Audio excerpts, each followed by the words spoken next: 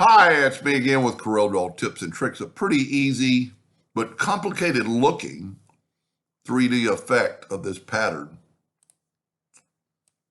And the goal is to perform this right here.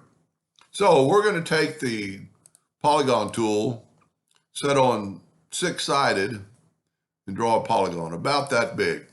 And I'm going to hit P to put it in the center of the page.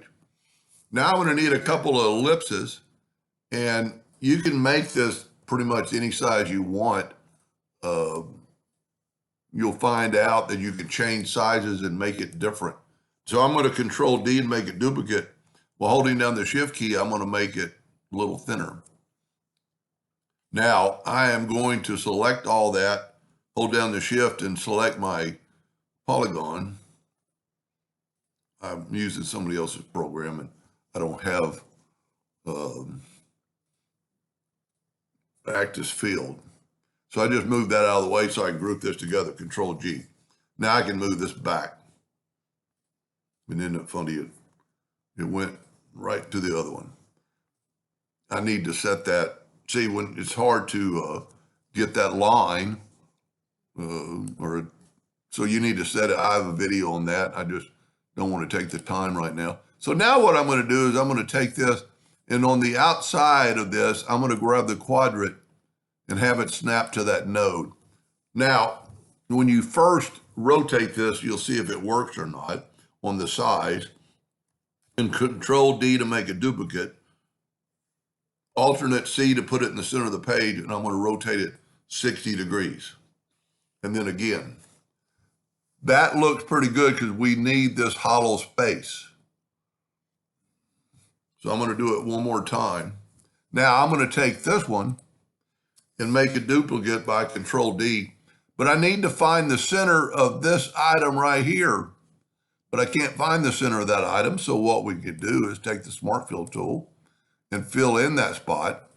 Then when we grab this with the four-sided cross on at the bottom, it's going to tell me that I'm in the center of that quadrant. That's all you need to do. Now this is, if you take this and kind of follow along and take a screenshot, this is what you need to do.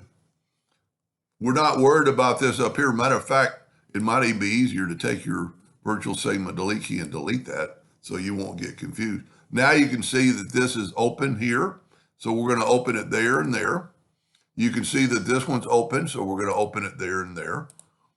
This one goes underneath this. So I need to open the other side. Now this one comes down. So I need to open the other side. So you're trying to get the up and down illusion. Now what we're going to do is open both these sides and it'll stop right there on that curve. Now what I'm going to do, I'm going to take this out of the way. I'm going to group this together, Control G. That's so I can move it out of the way in just a minute. I'm going to take my Smart Fill tool. I'm going to use a different color this time. See what it looks like. And I already see I made a mistake because I cut away too many lines. So let me back up here. I cut away too many lines. That needs to be open, but not that open. Come on. There we go. So now just cut that line and that line.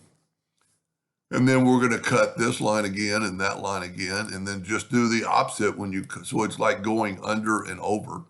Now this one's the other way, so you need to go this way. So what we're getting in effect is like an over under, but then you cut both these away, and that's going to be your stopping point.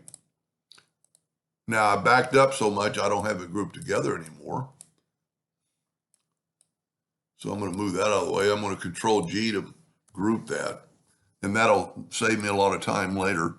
So I'm going to use that same color, and I'm going to do this right here. That's all that's to it. Now let's take this out of the way by just nudging it.